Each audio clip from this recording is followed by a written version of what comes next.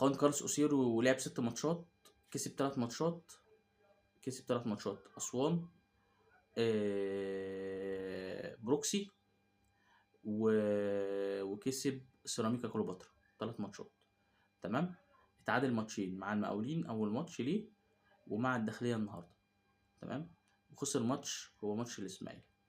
طيب حد يجي يقول لي احصائيات كده باين ايه؟ باين، هي الاسباب بتبين، بس انا ما اقدرش احكم على المدرب من خلال شهر يا جماعه، بس هي رؤيه بتاعته وفكره واضح لينا. هو مش هيقدر، الطرق اللعبه دي مش نافعه مع اللعيبه دي، كواليتي اللعيب لا يسمح بده. دور الجهاز المصري ان هو ينصحه، ودور الاداره ان هي تتكلم معاه.